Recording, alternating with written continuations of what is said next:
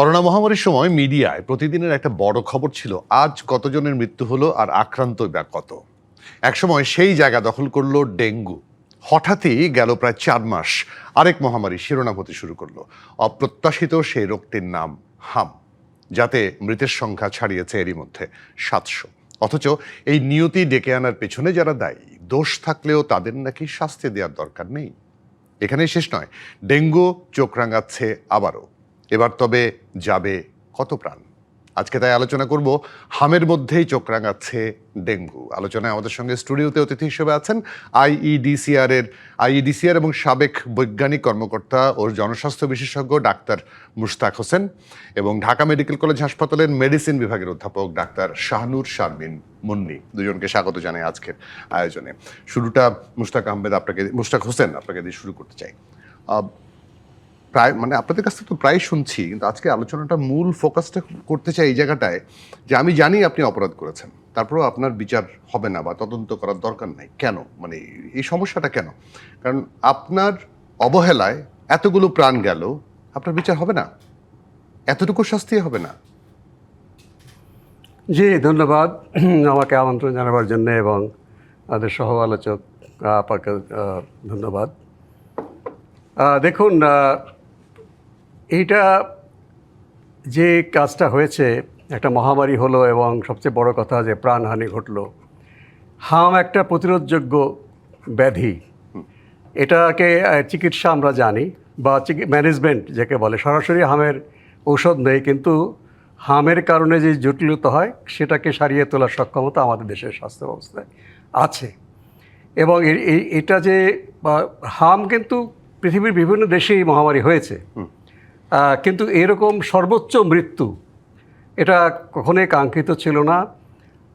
দ্বিতীয় সর্বোচ্চ মৃত্যু হয়েছে সুদানে, যে সুদানের স্বাস্থ্য ব্যবস্থা আমাদের চাইতেও খারাপ বলা যায়, ভালো না। সেখানেও কিন্তু মৃত্যুতে এতটা নেই। কাজে এটার একটা অবশ্যই তদন্ত হওয়া এবং প্রতিবিধান করা দরকার ছিল। যারা ইচ্ছাকৃতভাবে গাফিলতি করেছে তাদের শাস্তির আওতায় আনার বিষয় ছিল, জবাবদিহিতা দরকার ছিল। কেন ভবিষ্যতে এই রকম জনস্বাস্থ্যের জরুরি পরিস্থিতি যেন এভাবে প্রতিরোধযোগ্য কোনো ব্যাধিতে কেউ মৃত্যুবরণ না করে। এখন কেন হলো না সেটা জানি না। নানা রকম কল্পনা করা যায়, অনুমান করা যায় যে যেই সিস্টেমেটিক ফেলিওর, পদ্ধতিগত যেই ত্রুটির কারণে এটা হয়েছে, সেটাকে কি বর্তমান যারা দায়িত্বে আছেন তারা দূর করতে চান না? যেমন আমলাতান্ত্রিক নিয়ম কানুন, অর্থ বরাদ্দ, কেনাকাটায় ঝামেলা, বিতরণে ঝামেলা, সবচেয়ে বড় কথা মানুষের জীবনের প্রতি যে একটা দায়বদ্ধতা, সেটা সেই কমিটমেন্ট, অঙ্গীকার না রাখা। এখান থেকে যদি আপনি মুক্তি চান, এটা যদি পরিবর্তন করতে চান, তাহলে অবশ্যই তদন্ত, বিচার, দায়বদ্ধতা নির্ধারণ করা জরুরি। এখন যারা বলছেন প্রয়োজন নেই, হয়তো তারা ভাবছেন যে এভাবেই চলুক, এভাবেই চলবে, নাহলে ভবিষ্যতে আমাদেরকেও দায়ী করবে। যেমন এখন যে হামে মৃত্যুগুলো হচ্ছে, এটার জন্য আপনি গত সরকারকে দায়ী করলে তো খুব একটা হালে পানি পাচ্ছে না। কেন তাহলে এখন মারা যাচ্ছে কেন? না, কেন বলা হচ্ছে যে টিকা যারা পায়নি তারাই মারা যাচ্ছে। অবশ্য 5 মাস এখন যারা জন্মগ্রহণ করেছে ওই সময় যাদের টিকা পাওয়ার কথা, তাদের পরে তাদের মৃত্যুটা তো আপনি সেখানে সরাসরি করতে পারেন না। আমি বিতর্কে যাচ্ছি না, বা আমি বলছি যে এই ধরনের প্রতিরোধযোগ্য মৃত্যু বর্তমান সময়ে যদি হয়, তাহলে সেটাও কিন্তু তদন্তের আওতায় আসতে হবে। আর এর আগে যারা টিকা কেনায় গাফলতি করেছে, তার আগের কোনো সিদ্ধান্তের প্রতিফলন আছে কিনা, তার আগের সময়টাও কিন্তু আপনার এই অনুসন্ধানে আসতে হবে। আমাদের যে পদ্ধতিটা আছে এটা রোগী বান্ধব নয়, এটা জনসাধারণ বান্ধব নয়, এটা হচ্ছে পদ্ধতি প্রক্রিয়া বান্ধব এবং যারা এই সিদ্ধান্ত নেন তাদের প্রতি বান্ধব। এখন যেই সিস্টেমটা রোগী বান্ধব না, সাধারণ মানুষ প্রতি বান্ধব না, এবং সর্বোপরি আমার সিদ্ধান্ত গ্রহণের কেন্দ্রে যদি মানুষ না থাকে, সিদ্ধান্ত গ্রহণের কেন্দ্র যদি থাকে যে কি নিয়ম ছিল সেই নিয়ম মেনে চলতে গিয়ে যদি মানুষ মারা যায় আবার অসুবিধা নাই, এটা যদি পরিবর্তন করতে কেউ না চায়, তাহলে তারা হয়তো এটা নিয়ে ঘাটাঘাটি করতে যাবে না। কাজেই আমার মনে হয় যে এই কারণে এটা বন্ধ হয়ে আছে। জি, আমি একটু শাহনুর শারমিন মুন্নি আপনার কাছে জানতে চাই। বিষয়টা কি এরকম? আমি জানি না, আপনি খুব ভালো বলতে পারবেন যে 6 মাস বয়সী বা 5 মাস বয়সী যারা মারা যাচ্ছে, ম্যাসিভ ছোঁয়াচে রোগ যেহেতু হাম, এ কারণে একটা বিরাট অংশ আক্রান্ত হয়েছে। সে কারণে মানে সংক্রমিত হয়েছে কিনা আমি জানি না, সেটাও হতে পারে কিনা, এবং সেখান থেকে মানে কি রেমেডি নেওয়া উচিত ছিল। আমরা মহামারী ঘোষণা করলাম না, কেন করলাম না সেটাও আসলে জানি না। সেটাই, ধন্যবাদ। হাম আসলে অসম্ভব সংক্রামক একটি ব্যাধি, এবং আমরা যে ইপিআই যে শিডিউলে যে টিকাগুলো দেই যে রোগের বিরুদ্ধে, তার মধ্যে হাম বোধ হয় সবচেয়ে বেশি সংক্রামক। আর একটা সংক্রামক ব্যাধির পেছনে বা ব্যাধির সাথে যুদ্ধ করতে হলে যে জিনিসটি দরকার, যে আমি আইসোলেশন, একজন রোগীর সাথে আরেকজন রোগীর সংস্পর্শ আমরা অ্যাভয়েড করব, কিন্তু আমাদের দেশের মতো ঘন বসতিপূর্ণ দেশে এটা করাটা খুব কঠিন। তার মধ্যে যেখানে জনগণ সচেতন নয়, জনগণ বুঝছে না। এমনকি ঈদের সময় আমি একটি অনুষ্ঠানে বলেছিলাম যে ঈদের সময় যদি আমরা এই বাড়ি যাত্রাটা অ্যাভয়েড করতে পারতাম তাহলেও হয়তো হামের সংক্রমণ কমতো। বাচ্চা কাচ্চা নিয়ে একদম, ঈদে কিন্তু সবাই বাচ্চা কাচ্চা নিয়ে সবাই বাড়ি গেছেন, কারোর মধ্যে কোনো কমতি ছিল না। এমনকি টিকা কেন্দ্রে যখন যাচ্ছে তখনও কিন্তু একটা বাচ্চাকে নিয়ে যাচ্ছে, আরেকটা বাচ্চা কোলে আছে, আরেকটা বাচ্চা কাঁখে আছে। তাহলে এটাও মানুষজন হয়তো বুঝতে পারছেন না যে এইভাবে নিলে কিন্তু আরেকটি সুস্থ বাচ্চাও হতে পারে, বা একটি বাচ্চা অসুস্থ হলে তাকে যে আলাদা রাখতে হবে। তো এখানে আসলে মানে জনগণের যে সচেতনতা, এখানে যেমন ঘাটতি, আবার খুব ঘন বসতিপূর্ণ একটি দেশ, সেখানে সেই সাথে যোগ হয়েছে অত্যন্ত সংক্রামক একটি রোগ। সব কিছু মিলিয়ে আসলে মানে ব্যাপারটা খুব একটা খুব খারাপের দিকেই চলে গেছে, সেটাই বলতে পারি। আপনি ঢাকা মেডিকেলে মেডিসিন বিভাগের দায়িত্বে আছেন। আপনি ঢাকা মেডিকেলে যে শিশু ওয়ার্ডটা, যেখানে হামের রোগী আক্রান্ত হয়েছিল, তাদেরকে আইসোলেশন করা যেত না উইথ তাদের পেরেন্টস, যারা সব, কারণ এই বাচ্চাগুলো তো একসাথে এভাবে ফেলে রাখা যাবে না, তারা থাকবেই, আইসোলেশন করা যেত না? আচ্ছা, আমি প্রথমেই বলি আমি তো অ্যাডাল্ট মেডিসিনে, তারপর ঢাকা মেডিকেলে যেহেতু আছি হাল হকিকত তো জানি। আপনি জানি না আপনি ঢাকা মেডিকেলে আপনি শিশু বিভাগে গিয়েছেন কিনা, মানে ওখানে হচ্ছে 6 লাখ রুগীদের, মানে এক বিছানায় 3-4 জন রুগীও থাকে তাদের অভিভাবক সহ। এখন আপনার হামের মতো একটা রোগ মানে এত পরিমাণে এত সংখ্যায় যখন আসে, তখন আপনি কোন জায়গাটিতে ওদেরকে আইসোলেট করবেন, সেটা হচ্ছে কথা।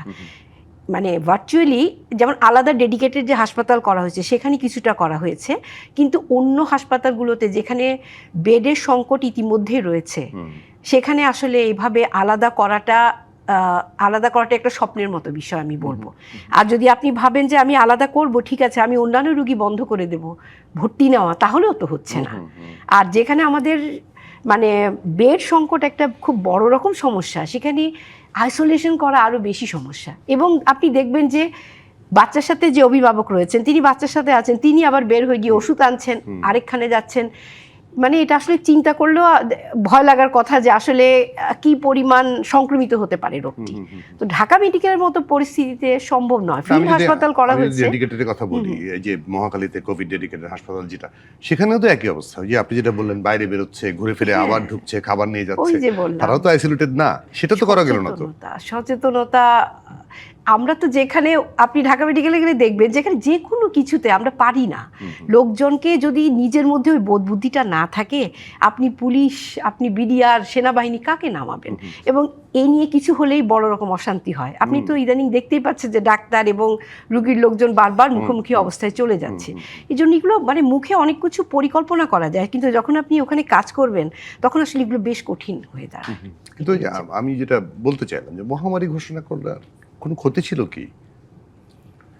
মহামারী ঘোষণা করা অবশ্যই উচিত ছিল, কারণ মহামারী ঘোষণার সাথে কতগুলো কাজ, যেটা আপা বললেন যে সম্ভব না, সেগুলো সম্ভব হয়। আপনি মহামারী হচ্ছে একটা জনস্বাস্থ্যের জরুরি পরিস্থিতি। সেই জনস্বাস্থ্যের জরুরি পরিস্থিতিতে সরকারের সমস্ত কাজের সবচেয়ে বড় অগ্রাধিকার থাকে এই কাজটা করার। যেমন ঢাকা মেডিকেল কলেজের কথাই ধরুন, তাহলে ঢাকা মেডিকেল কলেজে যদি আমি শিশুদের জন্য আউটডোরে আলাদা লাইন করি, হাসপাতালে আইসোলেশন করি, এই যে আপা বললেন যে তার বাবা ওষুধ কিনতে বাইরে যেতে হবে, এই কাজটা তার বাবা না করে হাসপাতালে ডেডিকেটেড কোনো কর্মী সেটা করবে। সে তার যত যেই পিপিই পরার কথা বা গাউন মাস্ক পরে, সেটা সে পরে সে নিয়ে আসবে তাকে, অথবা টেলিফোন করলে দিয়ে আসবে, যেটা আমরা কোভিডের সময়, হ্যাঁ, যেটা কোভিডের সময় যেটা আমরা করেছি সেটা হামের সময় করা যেত। এবং এই কাজটা হতো আউট অফ দ্য ওয়ে, যে আমরা সচরাচর যে কাজটা করতে অভ্যস্ত সেটা করে আমি দারুণ টায়ার্ড হতে আমি খুব ভালোবাসি, কিন্তু নতুন একটা কাজ করবো, একটা চ্যালেঞ্জ দেবো, সেটা করতে আমরা অভ্যস্ত না। এটা একটা সেই পরিবর্তন না করা একটা মানসিকতা। এখানে সেই সমস্যাটা আছে যে আমি কি মানুষ বাঁচানোটা তো আমাদের 1 নম্বর কাজ, নাকি আমার সিস্টেমের মধ্যে পড়ে না? বললাম যে সম্ভব না বাংলাদেশে, কাজে আপনি মরেন অসুবিধা নাই, আমি বললে অসুবিধা। আমি যদি থাকে আমি মানুষকে বাঁচাবো, সংক্রমণটা কমাবো, তাহলে যেই পদ্ধতি দরকার সেটা আমি প্রয়োগ করব। যেখানে বাধা দেওয়া, যেখানে সহযোগিতা করা, সেটা আমি করবো। অর্থাৎ আমার চিন্তা থাকবে আমি মানুষের সংক্রমণটা কমাবো, মানুষকে বাঁচাবো, যে করেই হোক। সেটাই হচ্ছে আপনার জনস্বাস্থ্যের জরুরি পরিস্থিতি বা মহামারীর মূল প্রতিপাদ্য। আপনি যদি অ্যাজ ইউজুয়াল বিজনেস, যেভাবে হাসপাতাল চলছে সেখানেই আপনি কিছু হুকুম জারি করে দিলেন আর পাবলিকের উপর দোষ চাপালেন, মানুষ সচেতন না, মানুষ করে না। আপনি যদি কোনো সামাজিক এবং রাষ্ট্রীয় কোনো পরিবেশ তৈরি না করেন, বাধ্যবাধকতা তৈরি না করেন এবং সাপোর্ট না করেন, ওই বাচ্চার ওষুধের জন্য তো তার গার্জিয়ান বাইরে ওষুধ কিনতে যাবেই, কারণ তো ওই ওষুধটা না আনলে বাচ্চাটা বাঁচবে না। একদম। কিন্তু সংক্রমণ ছড়াচ্ছে। সংক্রমণ ঠেকাতে গেলে আপনাকে তাহলে বিকল্প ব্যবস্থা বের করবেন যে ওষুধটা যেন অ্যাভেলেবল হয়, টাকা দিয়েই কিনলো, কিন্তু তার যে বাচ্চার হার্মটাকে অন্য জায়গায় ছড়িয়ে দেবে না, সেই কাজটা সে করবে। Right. জনস্বাস্থ্যের জরুরি পরিস্থিতি হলে হাসপাতাল কর্তৃপক্ষের সাথে এখানে জনস্বাস্থ্যের যে কর্তৃপক্ষ আছে বা জরুরি জনস্বাস্থ্য যারা ম্যানেজ করেন, আইডিসিআর এর মতো প্রতিষ্ঠান, আইপিএইচ এর মতো প্রতিষ্ঠান, তারা এখানে চলে আসে তাদের টেকনিক্যাল এক্সপার্টাইজ দিয়ে। হয়তো এই কাজটা ঢাকা মেডিকেল কলেজের চিকিৎসক, নার্স, স্বাস্থ্যকর্মীরাই করবেন, কিন্তু যারা এই বিষয়ে অভ্যস্ত তারা তাদেরকে সহায়তা দেবেন, কিভাবে করবে তারা সেটা বলবেন। এবং অনেকগুলো তথ্য, অনেকগুলো বিষয় যেগুলো কোভিডের সময় আমাদের উদাহরণ আপা ঠিকই বলেছেন, সেগুলো কিন্তু এখানে এই হাবের বিষয়ে কার্যকরী হতো। এই বিষয়টা আমরা নীতি নির্ধারকদের হয়তো বোঝাতে পারিনি, অথবা তারা এক পর্যায়ে দেখেছে যে এটা করা সম্ভব না। অবশ্যই সম্ভব। আপনি এখানে যদি সর্বোচ্চ মনোযোগ দেন, তাহলে যদি আগুন লেগে যায় এক জায়গায়, আমি কি বলি যে আমার জুরিসডিকশন নাই, আমি ওই পুকুর থেকে পানি আনবো না, পুড়ে যাক, মানুষের মার খেতে হবে? ফায়ার ব্রিগেডের কর্মকর্তা বলে যেখানে পানি আছে সেখান থেকে পানি আনবো। এটা যদি ভিআইপির বাসাও হয়, পানির চৌবাচ্চা, সুইমিং পুলের পানি হয়, কিংবা ডোবানালা হয়, সেখান থেকে আমি পানি নিয়ে আসবো। কিন্তু সুইমিং পুলে একজন ভিআইপির বাড়িতে যদি পানি থাকে 5 তলার উপরে, সে যদি বলে এটা আমার প্রাইভেট প্রপার্টি, আপনাকে দেবো না, শুনবে কেউ? কারণ আগুন লেগেছে, আগুন নেভানোটা হচ্ছে প্রথম কাজ। কাজে ওই ভিআইপির 5 তলা সুইমিং পুল থেকে আপনাকে পানি দিতে হবে। কাজে জনস্বাস্থ্যের জরুরি পরিস্থিতি, তাই মানুষ বাঁচাতে, মানুষকে অসুস্থতা থেকে কমাতে, এটা যা যা করা দরকার সেই কাজগুলো করার জন্য একটা আইনগত এখতিয়ার হয়, জনগণের মধ্যেও একটা সচেতনতা, সংঘবদ্ধতা আসে, এবং তাদের কাছ থেকেও কিন্তু অনেক পদ্ধতি আসে যেটা হয়তো আমরা চিন্তা করছি না আমাদের জায়গা থেকে। এভাবে সমস্ত সরকার, সমগ্র জনগণ মিলে সেটা সমাধান করে। দুর্ভাগ্যজনকভাবে সেটা কিন্তু করা যায় না। অধ্যাপক শাহানুর, এই যে ছোট করে একজনে মানে সরকারি কর্মকর্তা যেহেতু আপনি এখনো, মানে খুব সমস্যা ছিল মহামারী ঘোষণা করলে। সবচেয়ে বড় কথা যে আমরা খুবই চুনুপুটি, এটা যে পর্যায়ের তারা আপনারা তো ইমপ্লিমেন্টেশনের পর্যায়ে থাকতেন, এই যে বলছেন যে আপনারা করছে, মানে যেটা হয় যে সবাই তো ডাক্তারদের উপরে, কিন্তু এই যে স্যার যেটা বললেন, যেটা সরকারের দিক থেকে না আসলে আমরা আসলে তেমন কিছু করতে পারি না। এখানে আমার কেন জানি মনে হচ্ছে এই যে সিদ্ধান্ত নেওয়া একটা জেদের ব্যাপার, যে আমি এটা করবো কিনা, অথবা কিছুটা গাফিলতি, অথবা মনে হচ্ছে যে থাক বাচ্চারা মারা যাচ্ছে আর একটু দেখি, বা একটা মহামারী ঘোষণা করলে আসলে একটা রাষ্ট্রের যে পরিমাণ প্রস্তুতি নিতে হয় সেটি হয়তো নেওয়ার ব্যাপারে রিলাক্টেন্ট ছিলেন। মানে সবকিছু মিলিয়ে এই বাচ্চাগুলো আসলে মানে দুঃখজনক আর কি। অবশ্যই একটা ছোট বিরতি নিয়ে এসে আবার আলোচনা করব, কারণ আমাদের মধ্যে একটা কথা উঠেছে যে ইমিউনিটিটা নষ্ট হয়েছে শিশু থেকে শুরু করে এবং বয়স্ক। টিকাদান কর্মসূচি হলো, ইমিউনিটি আসছে না। ইমিউনিটি আসার সময়টা কত, কেন আসছে না, কেন এখনো আক্রান্ত আমরা নিয়ন্ত্রণ করতে পারলাম না, আলোচনা করবো। একটা ছোট বিরতি নিয়ে আসে। দর্শক, আপনারা আছেন প্রযুক্তি বাংলাদেশে, আমাদের সঙ্গে থাকবেন। একটা বিরতি নিয়ে আসছি। আমন্ত্রণ রাখবে প্রযুক্তি বাংলাদেশ অনুষ্ঠানে। আমাদের সঙ্গে স্টুডিওতে অতিথি হিসেবে আছেন আইডিসিআর এর সাবেক বৈজ্ঞানিক কর্মকর্তা ও জনস্বাস্থ্য বিশেষজ্ঞ ডাক্তার মোশতাক হোসেন এবং ঢাকা মেডিকেল কলেজ হাসপাতালের মেডিসিন বিভাগের অধ্যাপক ডাক্তার শাহনুর শারমিন মুন্নি। দুজনকে আবারও স্বাগত। যে কথাটি বলে গিয়েছিলাম মোশতাক হোসেন, যে ইমিউনিটি বলা হচ্ছিল যে 1 মাসের মধ্যে ডেভেলপ করার কথা, সেটি হয়নি। মানে এটার পিছনে কারণ কি? পাশাপাশি সরকার বলছে 95% শিশুকে এই যে টিকাদান কর্মসূচির আওতায় আনা হয়েছে, কিন্তু নিয়ন্ত্রণ বা মানে সংক্রমণের অবস্থা তো ভালো না, কমে নাই তো, প্রতিদিনই আক্রান্ত হচ্ছে, প্রতিদিনই মারা যাচ্ছে, কেন? দেখুন, ইমিউনিটি ঠিকই আছে, 1 মাসের মধ্যেই হয়, এই সায়েন্টিফিক ফ্যাক্টস এখনো কোনো পরিবর্তন হয়নি। কিন্তু বাস্তবতা হচ্ছে যে অধিকাংশ জায়গায় বাংলাদেশের 95% শিশু টিকার আওতায় আসেনি। টার্গেট বলেছে তারা পূরণ করা হয়েছে, হতে পারে। আপনি টার্গেট যদি ছোট করে নেন, এটা তো পূরণ হবেই। জরুরি অবস্থার ভিত্তিতে যখন এপ্রিল মাসে শুরু হলো টিকাদান, তখন ঘরে বসেই টার্গেট ঠিক করা হয়েছে। ঠিক আছে, এটা এছাড়া উপায় ছিল না। গত বছরের যে মাইক্রো প্ল্যানিং ছিল, প্রতি বছর তো টিকা দেওয়া হয়। এখন 5 বছরের নিচে যে টিকাগুলো দেওয়া হয়েছে সেটার সাথে কিছু যোগ বিয়োগ করে, জন্মহার যোগ করে আর মৃত্যুহার কমিয়ে, যেই ডেটা আছে বাংলাদেশ ব্যুরো অফ স্ট্যাটিস্টিক্স, সেখান থেকে ডেটা নেওয়া হয়েছে, কাজে নেমে গেছে। কারণ জরুরি ভিত্তিতে আপনাকে ফায়ার ব্রিগেড নেমে যেতে হবে। কিন্তু ইভেনচুয়ালি মাইক্রো প্ল্যানিংয়ে চলে যাওয়া উচিত ছিল, যে প্রতি ঘরে ঘরে গিয়ে যারা টিকা পায়নি তাদের তালিকা নেওয়া এবং তাদেরকে ঘরে গিয়ে টিকা দেওয়া। ঘরে তো একটা উঠানের মধ্যে সবাইকে ডাকা হয়। সাধারণত টিকাদান কর্মসূচি যেটা আমাদের প্রতি বছর হয়, যে কয়েকটা বাড়িতে আগের দিন বলে আসে যে আমরা এইখানে এই বাড়ির কাছারিতে বা এইখানে স্কুলের বারান্দায় আমরা বসবো, আপনারা আসবেন, এবং গোনাও হয়ে যায় কতগুলো বাচ্চা টিকার জন্য উপযুক্ত। তো সেই কাজটা প্রথম দিকে করা সম্ভব হয়নি, সম্ভবও ছিল না, জরুরি পরিস্থিতি। এখন সেই কাজটা কেন করা হচ্ছে না? কারণ টিকার দ্বিতীয় ডোজ দিতে হবে। দ্বিতীয় ডোজে দিতে গিয়ে যেন আমরা যারা প্রথম ডোজ পায়নি তারা যেন এর মধ্যে কাভার হয়ে যায়। জরুরি ভিত্তিতে যে টিকার ক্যাম্পেইনটা, সেই ক্যাম্পেইনটা চলছে।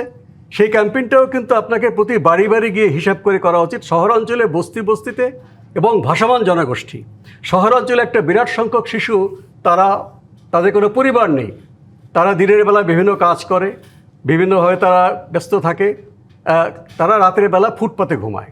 তাদেরকে দিয়ে টিকা, তারা বলছে কর্তৃপক্ষ আমরা দিয়েছি, কিন্তু কভার তো হয়নি। আপনি যদি একটা শহরে শতকরা 30 ভাগ শিশু ভাসমান থাকে, তাহলে আপনি যদি বাকি 70 ভাগকে পুরোটাও টিকে দেন, তাও তো আপনার 95% হচ্ছে না। এবং শহরাঞ্চলের মতো বৈশিষ্ট্য আজকে বাংলাদেশের অন্তত পক্ষে 40টা জেলার 40টা শহরে, সেখানে ভাসমান শিশু আছে। সেই ভাসমান শিশুদেরকে টিকা দিতে হলে আপনাকে রাতের বেলা যেতে হবে, রাত 12টার পরে। রাত 12টা থেকে ভোর 6টার মধ্যে আপনাকে তাদের কাছে গিয়ে গাড়িতে করে গিয়ে টিকা দিয়ে আসতে হবে। সেই কাজটা কি হয়েছে কিনা আমি জানি না, কর্তৃপক্ষ বলে আমরা করেছি, তাহলে আজকে হাম কমছে না কেন? কাজেই জরুরি ভিত্তিতে যে মাইক্রো প্ল্যানিং ঘরে বসে অনলাইনে ভার্চুয়ালি করতে হয়েছে, এখন প্রথম ধাক্কা টিকা দেওয়া হয়েছে। এখন এবং টিকা দেওয়ার জন্য কি করা হয়েছে, গার্জিয়ানদেরকে প্রচার মাধ্যমে বলা হয়েছে যে আপনারা যে যে আগ্রহী আছেন তারা টিকা দিয়ে যান। কারণ প্রথম দিকে টিকা কম ছিল, সবাই চলে আসলে টিকা দেওয়া যেত না, একটা পরিস্থিতি তৈরি হতো। কিন্তু এখন তো টিকা যথেষ্ট আছে। এখন তো আপনাকে যেই শিশু টিকা পায়নি তার অভিভাবককে বলতে আপনারা টিকা নিয়ে আসেন, পরবর্তী দিনে আসেন, আমরা এখানে আছি। এই কাজটা এখনো তারা করছে না। হতেই পারে একটা কাজ করতে গিয়ে অসম্পূর্ণ দোষ, স্বীকার করতে তো কোনো অসুবিধা নেই। স্বীকার করতে গেলে জনগণও কিন্তু এগিয়ে আসে যে এটা আমরা ঘাটতি পূরণ করবো। জনগণ তো অবুঝ না, তারা কেন এটা করা যায়নি, স্বাভাবিক সময়ে টিকা দিতে গিয়ে যে কাজ করা যায় সেটা এখন করা যায়নি, কাজে এখানে ঘাটতি থাকবেই। এই ঘাটতিটা মেনে নিয়ে স্বীকার করে যদি এখন ঘরে ঘরে গিয়ে মাইক্রো প্ল্যানিংয়ের বাকি কাজটা করা হয় এবং টিকা দেওয়া হয়, নিশ্চয়ই আরও নিখুঁতভাবে করা হবে।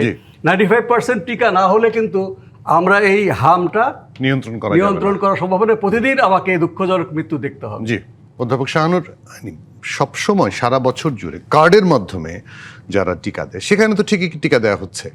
টিকাটা বন্ধ ছিল বা পায়নি হচ্ছে ম্যাসিভলি যে টিকাগুলো দেওয়া হয়নি, সেটির সংখ্যাটা এত বড়, মানে যেটা আমি জানি ফ্লোটিং পিপলের কথা বললেন ডাক্তার মুশতাক, কিন্তু আমি জানি না যাদের ধরেন রেগুলার টিকা দিয়েছিল তারাও তো অনেকে আক্রান্ত হয়েছে। এক সময় তো আসলে টিকাটাই দেয়া হয়নি, এটা তো আমরা জানি যে টিকা দানে একটা ঘাটতি ছিল, কেনাকাটা এসবে।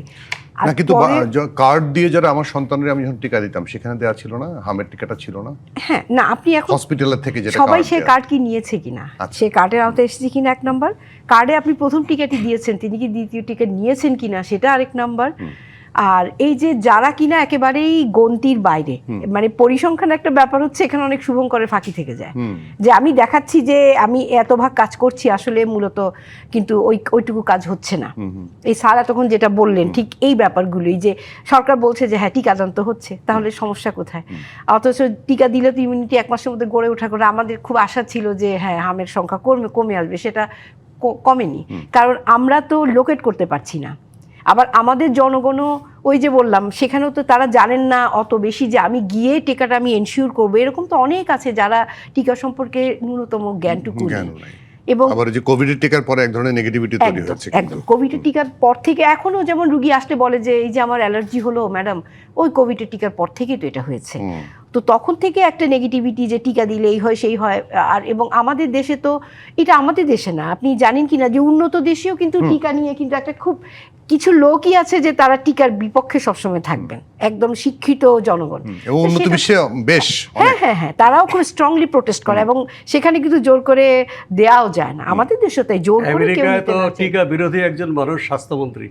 তাই না? এই যে তাহলে আমাদের দেশে তো সেটা তাহলে হতেই পারে। আর আমাদের দেশে যেটা খুব প্রচারণা চলে, আপনি ফেসবুক খুলে ভার্চুয়াল মিডিয়াগুলোতে যে টিকা দিলেই হচ্ছে সে হচ্ছে, টিকা দেওয়া যাবে না, তার বদলে আমরা এই করতে পারি, অনেক রকম।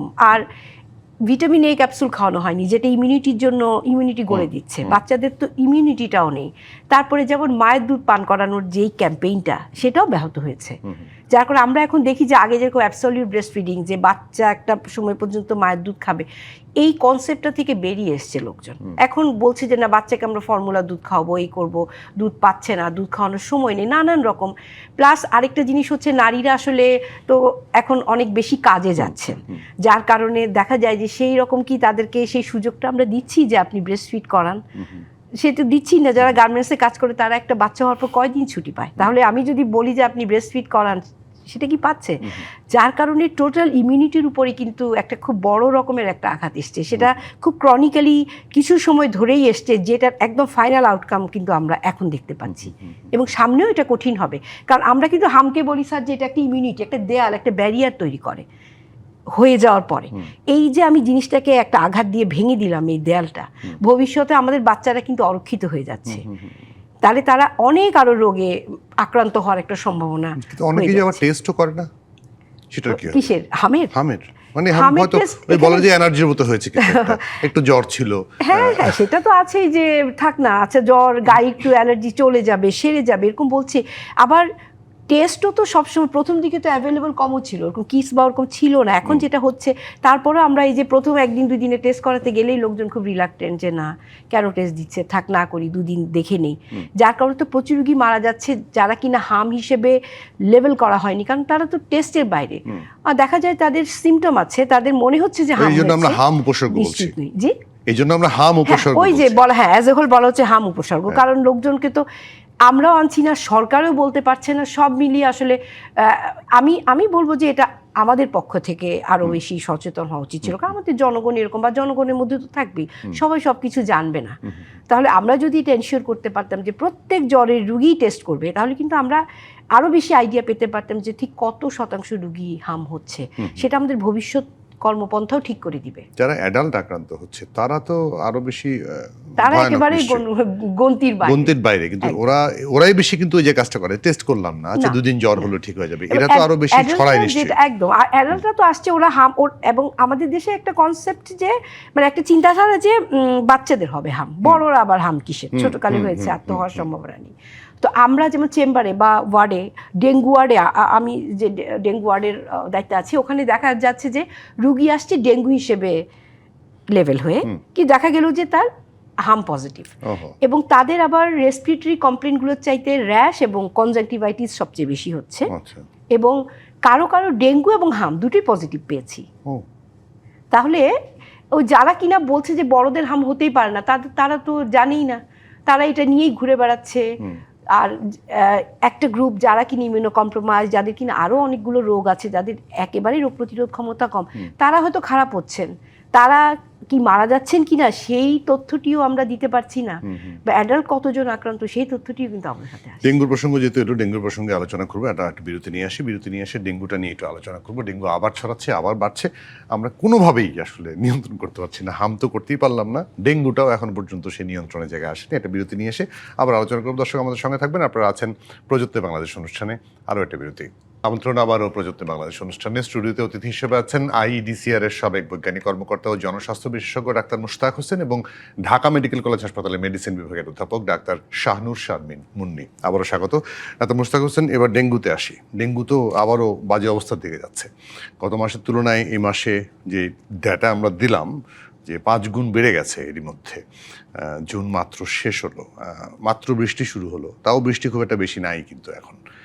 কি হবে? আমরা নিয়ন্ত্রণ বা একটা জায়গার মধ্যে আনতে পারছি না কেন? শুধুই সচেতনতার অভাব আমাদের? আমরা ময়লা ফেলি, আমরা ওই যে বাড়ির পাশে ছোট ছোট বাক্সের মধ্যে পানি জমে থাকে, আমরা ফেলি না, তাই কি?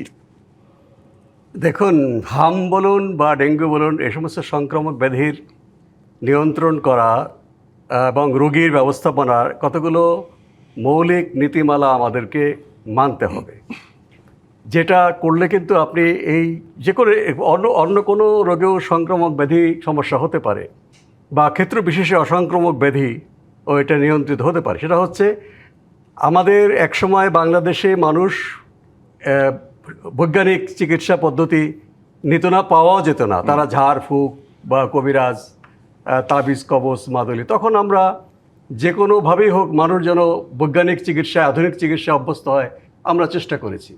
কিন্তু এখন প্রায় 90% মানুষই আধুনিক চিকিৎসায় তারা নিচ্ছেন।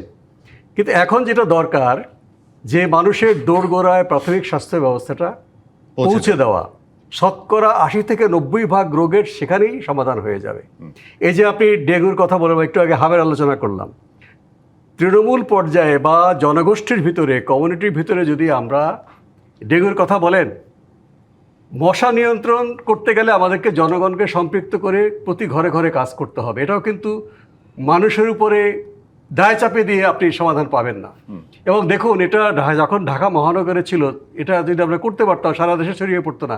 এখন প্রত্যেকটা ইউনিয়ন পরিষদ কার্যালয় পর্যন্ত আপনি এডিস মশা লার্ভা পাবেন, ছড়িয়ে গেছে। তো ছড়িয়ে গেলেও আমরা এর পক্ষে আমাদের করা সম্ভব, অসম্ভব কিছুই না। কমিউনিটিতে যদি আমরা ডেঙ্গু রোগী যে সমস্ত হাসপাতালে আছে ঠিকানা নিয়ে তার বাড়িতে চলে যায় স্বাস্থ্যকর্মীরা এবং যারা পরিচ্ছন্নতা কর্মী, যারা কীটতত্ত্ববিদের প্রশিক্ষিত, তাহলে ওই জায়গায় গিয়ে যেখানে আমি ডেঙ্গু রোগী পেলাম তার 1 কিলোমিটার ব্যাসার্ধের ভিতরে আমি রোগী খুঁজব। জ্বরের রোগী পেলে আমি তাকে টেস্ট করব NS1 দিয়ে সে ডেঙ্গি পজিটিভ কিনা। যদি ডেঙ্গি পজিটিভ হয় তাকে আমি উপদেশ দেব সে ঘরে বসেই তার যত্নটা হবে, মশারি টাঙিয়ে দিব, যে যার মশারির সঙ্গতি নেই মশারি দেব আমরা। আর পাশাপাশি পাশাপাশি মশা খুঁজবো, আমি রোগী খুঁজবো, মশা খুঁজে আমি সেই লার্ভা বলেন অ্যাডাল্ট মস্কিটো ধ্বংস করার বৈজ্ঞানিক পদ্ধতি আছে। শুধুমাত্র রাসায়নিক ধোঁয়া দিয়ে সেটা করা সম্ভব না। আপনি পাত্র পরিষ্কার করার কথা বললেন, সেটাও করতে হবে। এবং শুধুমাত্র পানি জমার পাত্রটা, পুরো পরিবেশটাই পরিচ্ছন্ন করতে হবে। আপনি পাত্রগুলো সরালেন কিন্তু আপনার ডাস্টবিন পড়ে আছে ময়লা, তার মধ্যে প্রচুর পলিথিন ব্যাগ আছে, পানি খাওয়ার বোতল, প্লাস্টিক কন্টেনার আছে, সেখানে কিন্তু পরিষ্কার পানি জমে থাকতে পারে। এবং শুধু বৃষ্টির পানিতেই কিন্তু পরিষ্কার পানি না, এমনকি কৃষিকাজ যেখানে করা হয় গ্রামে, সেখানে যে ডিপ টিউবওয়েল থেকে পানি তোলা হয় সেটাও কিন্তু পরিষ্কার পানি, সেটাও জমে থাকতে পারে। কাজেই পরিচ্ছন্নতা অভিযান স্বেচ্ছাসেবকদেরকে দিয়ে আমরা ঘরের ভেতরে ওই ঘরের একজনকে নিয়ে সহ করব, ঘরের আঙিনায় এবং কমন প্লেসে, পাবলিক প্লেসে, এবং রোগী খুঁজব। এই রোগী খোঁজা, মশা খোঁজা, এই দুটো যদি কমিউনিটিতে সমন্বিতভাবে একসাথে আমরা করি, আমরা হয়তো 2-3 বছর লাগবে মশা নিয়ন্ত্রণ করতে, কিন্তু মৃত্যুযোগ্য রোগীর সংখ্যা ড্রামাটিক্যালি কমে যাবে। আপনি যদি প্রাথমিক পর্যায়ে ডেঙ্গির টেস্টের ব্যবস্থা থাকে কমিউনিটিতে, শহরে এবং গ্রামে, শহরে স্ট্রাকচার নেই, সেখানে প্রত্যেকটা ওয়ার্ডে সরকারের নিয়োজিত লোক বা ভলান্টিয়ারদের দিয়ে আমরা NS1 টেস্ট করতে পারি। যদি ল্যাবরেটরি ফ্যাসিলিটিস না থাকলেও নমুনা সংগ্রহ করে তার ফলাফলটা আমরা কোভিড টাইমের মতো মেসেজে দিয়ে দিতে পারি মোবাইল টেলিফোনে। তাহলে প্রথম পর্যায়ে যদি একজন মানুষ ডেঙ্গু শনাক্ত হয়ে যায়, সে সাবধান হয়ে যাবে এবং তাকে আইসিইউতে নিতে হবে না। এখানে আমার যেই টাকাটা খরচ হবে, যদি এই টাকা আমার 1000 টাকা খরচ হয়, তাহলে লক্ষ লক্ষ টাকার আইসিইউর খরচ বেঁচে যাবে। এই কমিউনিটি কেন্দ্রিক বা প্রাথমিক স্বাস্থ্যসেবা কেন্দ্রিক ব্যবস্থাপনা যদি আমরা না যাই, শুধুমাত্র ICU, oxygen concentrator, blood cell separator, এগুলোর দিকে আমাদের দৃষ্টি নিবদ্ধ থাকে, আর এটাকে অসীমভাবে বাড়াতে পারবেন না। এবং এটা চালাবার জন্য অভিজ্ঞ লোক রাতারাতি তৈরি হবে না। হ্যাঁ, যারা কেনাকাটা করবে তাদের লাভ হতে পারে, যে এটা কেনাকাটার মধ্যে দিয়ে তাদের সুবিধা হতে পারে, কিন্তু আপনি তার চাইতে এটা আপনি করবেন। আমাদের জনসংখ্যা অনুপাতে আইসিইউর সংখ্যা কম, আইসিইউ লাগবে আমাদের, কিন্তু এর চাইতে বেশি জোর দিতে হবে কমিউনিটি ভিত্তিক রোগ নিয়ন্ত্রণ, রোগ ব্যবস্থাপনা এবং প্রতিরোধে, তাহলে এর ফলাফলটা আমরা ড্রামাটিকলি পাবো। আরো ভালো পাবো। বিশেষ করে মৃত্যুর যে সংখ্যা আমরা দেখছি, যেটা আরো বাড়ার আশঙ্কা আছে আগামী নভেম্বর পর্যন্ত এই ডেঙ্গিতে, সেটা 1/3 নামিয়ে আনা সম্ভব যদি আমরা এই কাজে চলে আসি। অধ্যাপক শাহানুর, সেই জায়গাটায় মানে আমি জানি না যে যেটা ডাক্তার মোশতাক বললেন যে বাড়ি বাড়ি গিয়ে খুঁজে বের করা, 1 কিলোমিটার মধ্যে টেস্ট করা, সরকার তো প্রথমেই বলবে আমার তো লোক নাই, কেমনে করব, তখন সেটা সমাধান কি? আসলে এটা না বুদ্ধির ব্যাপার। আপনি ভবিষ্যতের যদি 100 কোটি টাকা বাঁচাতে চান, এখন যদি 10 কোটি টাকা খরচ করেন তাহলে কিন্তু ভালো। বাংলাদেশে কেউ যদি বলে লোক নাই, সেটা খুব অদ্ভুত ব্যাপার হবে। বাংলাদেশে তো লোকই লোক, কিন্তু এদেরকে অ্যারেঞ্জ করা। আপনি যদি একটু ডেইলি বেসিসে ভাতা দিয়ে আপনি যদি চান, তাহলে আপনি প্রচুর লোক পাবেন। অর্থাৎ এটা সদিচ্ছাটাই আমার মনে হয় সবচেয়ে বেশি অভিজ্ঞ লোক লাগবে না। না, এটার জন্য খুব বেশি অভিজ্ঞ লোক আমার মনে হয় না। 5 দিন ট্রেনিং দেন, আধা বেলা করে ছোটখাটো ট্রেনিং করলেই কিন্তু হয়ে যাবে। খুব অভিজ্ঞতার কিন্তু এখানে প্রয়োজন নেই। এখানে হচ্ছে তারা শুধু খুঁজে বার করা বা জিনিসটাকে গুটিয়ে আনা, এই জিনিসটা করলে তো আসলে ভবিষ্যতের কত টাকা বাঁচছে, কত প্রাণ বাঁচছে। স্বাস্থ্য নিয়ে কাজ করে এরকম অনেক সংগঠনও আছে, তাদেরকেও সম্পৃক্ত করা যায়। হ্যাঁ, কত রকম করা যায়। তারপরে ধর্মীয় সংগঠন আছে, তারপরে আপনার মাদ্রাসা আছে, স্কুল আছে, হ্যাঁ, এনজিওরা আছে। চাইলে কিন্তু করে এই জিনিসটা করা যায়। কারণ খুব দুঃখজনক যে হাম এবং ডেঙ্গু, দেখেন এগুলো কিন্তু প্রত্যেকটা এই মৃত্যুগুলোকে আমরা প্রতিহত করতে পারতাম সেই জন্য। এবং খুব ঘামে মারা যাচ্ছে বাচ্চারা, ডেঙ্গুতেও তো অ্যাক্টিভ বয়সে সবাই মৃত্যুবরণ করেন, সেটা খুব দুঃখ লাগে আর কি। আর ডেঙ্গুর আসলে কিছু চরিত্র আছে হামের চাইতে, যেমন হাম যেরকম সংক্রামক, ডেঙ্গু কিন্তু সেটা নয়। একটা মশা কামড় দিলেই পরে হবে, তাহলে আমি কিন্তু ডেঙ্গু সংক্রমণ অনেকটুকু রোধ করা যায়। আমি শুধু যদি মশাটাকেই বা রুগীকে মশা যাতে কামড় দিতে না পারে আর মশাকে যদি আমি নিয়ন্ত্রণ করি, এটা 1 নাম্বার। আর ডেঙ্গু দেখেন প্রত্যেক বছর হয়ও না, একবার বোধহয় 1999-এ হয়েছিল, তারপরে আবার মাঝখানে একদম নাই 18 বা 19 সালে বোধহয় আবার আউটব্রেক হলো। কোভিডের সময় ডেঙ্গু একদম কমে গেছে, কারণ ওই যে আমাদের লাইফস্টাইল, আমরা নিজের দিনকে আইসোলেট করেছি। তারপরে 23-24-এ হয়ে যাচ্ছে এবং এখন চরিত্র বদল করেছে। ওই যে আপনি বললেন না যে এখন কেন বেশি, ডেঙ্গু আসলে সারা বছর এখন পাওয়া যাচ্ছে। মানে আগে আমরা ডেঙ্গুকে বলতাম বর্ষাকালের রোগ, এখন কিন্তু ডেঙ্গু তা নয়। এই যে জুলাই থেকে বাড়তে শুরু করে, আপনি যদি মানে ইয়েটা দেখেন, কার্ভটা দেখেন, দেখবেন জুলাই থেকে বাড়তে শুরু করলো, অগাস্ট, সেপ্টেম্বর, অক্টোবর, নভেম্বর একদম তুঙ্গে, তখন কিন্তু শীতের সময়, এবং ডিসেম্বর, জানুয়ারি পর্যন্ত আবার কমতে থাকে, আবার ফেব্রুয়ারি, মার্চ থেকে একটু একটু করে বাড়তে থাকে। তাহলে এটা সারা বছরের রোগ হচ্ছে, প্যাটার্নটা চেঞ্জ হচ্ছে।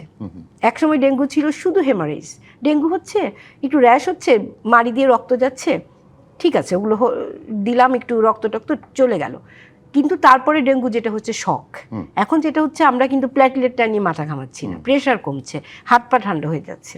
তারপরে যেটা হচ্ছে ডেঙ্গু আপনার শরীরের ধরেন একেবারে আগা থেকে মাথা পর্যন্ত সব অঙ্গকে ধরতে পারছে। ডেঙ্গু এনসেফালাইটিস করছে, হার্টকে ধরছে, প্যানক্রিয়াস, কিডনি, মানে যে কোনো অর্গানকে ধরছে, এবং আমরা বলছি এক্সপ্যান্ডেড ডেঙ্গু।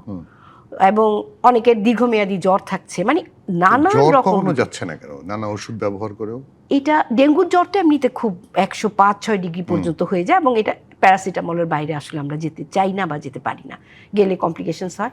ডেঙ্গু জ্বর একটু থাকে, এবং আমরা তো জ্বরের জন্য আসলে আগে যেটা করতাম যে ফ্যান ছেড়ে গায়ে ঠান্ডা পানির মধ্যে ডুবিয়ে চুবিয়ে মাথা ধুয়ে, এখন তো সেগুলো করি না। আমাদের পুরো নির্ভরতা সর্দি হয়ে যাবে, একটা মুশকিল আছে না। ঠান্ডায় যে সবসময় সর্দি হয় তা নয়, যেমন তাহলে আবার সাইবেরিয়ার লোকজন তো সারা বছর সর্দিতে মরেই যেত। তার মানে ওটা করলে আপনি যদি মুছে দেন তাহলে হবে না। খুব শীত লাগলে অল্প গরম পানিতে করতে পারেন, কিন্তু আসলে জ্বরে পানির ব্যবহার অত্যন্ত দরকার। সেটা আপনি স্পঞ্জ করে হোক, জলপট্টি দিয়ে হোক, কিন্তু আমরা খুব প্যারাসিটামল নির্ভরশীল হয়ে যাচ্ছি, ওষুধ খেয়ে কমিয়ে ফেলার একদম। আর ডেঙ্গুতে লিভার থাকে দুর্বল। আমি যদি অনেক ডেঙ্গুতে কিন্তু 3 গ্রামের বেশি প্যারাসিটামল খাওয়া নিষেধ, যেখানে আমরা 5-6 গ্রাম খেয়ে ফেলি। এখানে একটা নির্দিষ্ট পরিমাণে, জ্বর আসলেই প্যারাসিটামল, জ্বর আসলেই একই সময় ধরুন 2-3 মাসের মধ্যে একাধিকবার ডেঙ্গু হচ্ছে, এটা কেন? এটা ওই যে হামের চাইতে আরেকটা হচ্ছে যে কোনো ভাইরাস, অধিকাংশ ভাইরাস একবার যদি হয় লাইফ লং ইমিউনিটি আপনার আর হবে না কখনো। ডেঙ্গুর আছে 4টা স্ট্রেইন, আপনার জীবৎকালে 4বার ডেঙ্গু হতেই পারে, এবং প্রথমবারের পর যদি দ্বিতীয়বার ডেঙ্গু হয়, প্রথমবারের চাইতে ডেঙ্গু সিভিয়ারিটি বাড়তে পারে। তাহলে ডেঙ্গু একাধিকবার হতেই পারে। তাহলে রেমেডি কি, মানে কি করা যেতে পারে? রেমেডি ওই যে স্যার যতক্ষণ বললেন এগুলো আসল রেমেডি। আর হচ্ছে আমি মনে করি যে এই সিজনে জ্বর আসলে অবশ্যই NS1 অ্যান্টিজেন এক রুগী যেটা ভাবছে যে আমার 4-5 দিন যাক তারপর আমি টেস্ট করব, কিন্তু ডেঙ্গুতে কিন্তু জ্বরের একেবারে সাথে সাথে থেকে কিন্তু এই 3 দিন আগে নাকি টেস্ট না NS1 প্রথম 3 দিনের মধ্যেই পজিটিভ, NS1, 3 দিনের দিন কমতে থাকে বরঞ্চ। আচ্ছা হ্যাঁ, NS1 একদম জ্বরের সাথে সাথে বাড়তে থাকে, অর্থাৎ জ্বর উঠবে NS1 করে ফেলাটা ভালো। কারণ তাহলে আপনি যদি সমস্যাটাকে না দেখেন তাহলে তো আপনি এটার বিরুদ্ধে লড়াই করতে পারবেন না। একদম পরিষ্কার। ডেঙ্গু থাকলে সবাই খারাপ হচ্ছে না। একদম পরিষ্কার। দুজনকে অনেক ধন্যবাদ, ডাক্তার শাহানুর শারবিন মুন্নি এবং মুশতাক হোসেন। আমাদের আজকের আলোচনার মূল বিষয়টা হচ্ছে আসলে সচেতন হতে হবে প্রত্যেকের জায়গা থেকে। সবকিছু সরকার করে দেবে তা না, মানুষকে সচেতন হতে হবে, হলে হয়তো অনেক কিছু নিয়ন্ত্রণ করা সম্ভব। অনেক কৃতজ্ঞতা আজকে সময় দেওয়ার জন্য। আপনাকে অনেক ধন্যবাদ। ধন্যবাদ দর্শক, আপনাকেও ধন্যবাদ, আপনারা যারা এতক্ষণ আমাদের সঙ্গে ছিলেন। শেষ করছি আজকের পর্যন্ত বাংলাদেশ। ডিবিসির সঙ্গে থাকেন।